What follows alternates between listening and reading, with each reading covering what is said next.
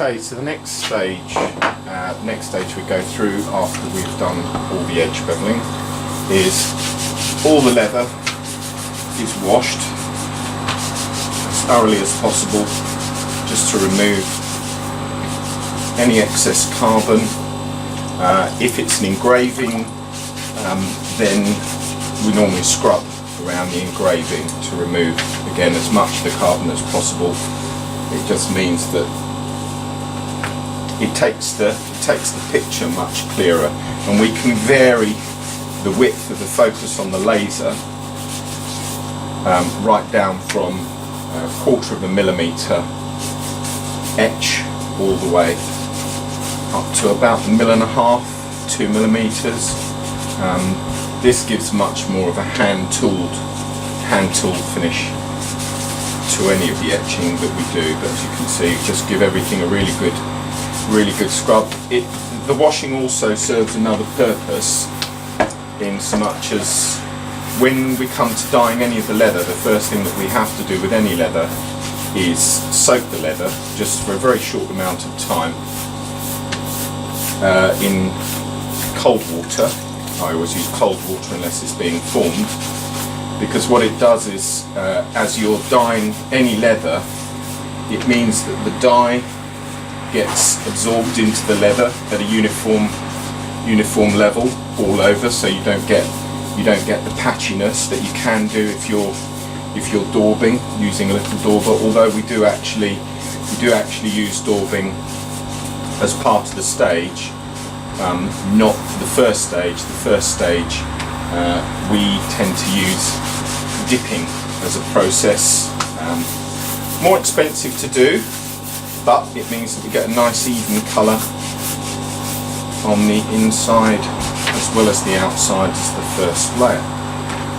So there you go, that's the first piece is being washed over.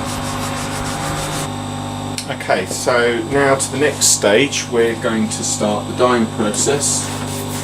And if I show you a couple of pieces here, this leather we've cleaned nicely, and that's now ready to take the dye. Everybody's got a different process for dyeing. There are lots of different ways of doing things. I decided I wanted to partly dip dye just because we get a nice even saturation on the inside of the leather and on the out.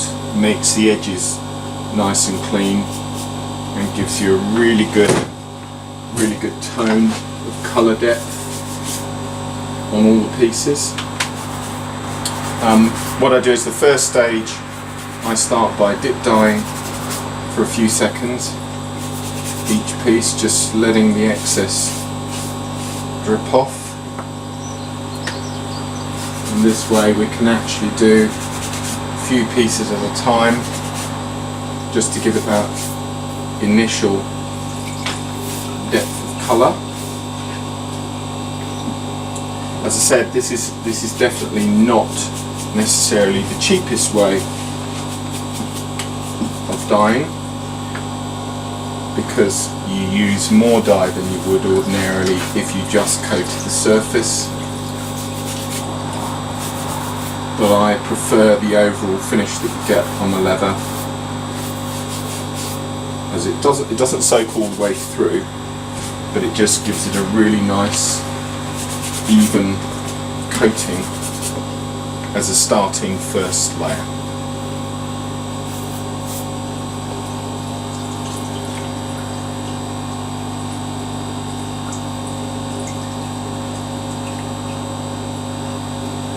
Okay, so there you can still see the detail being held in.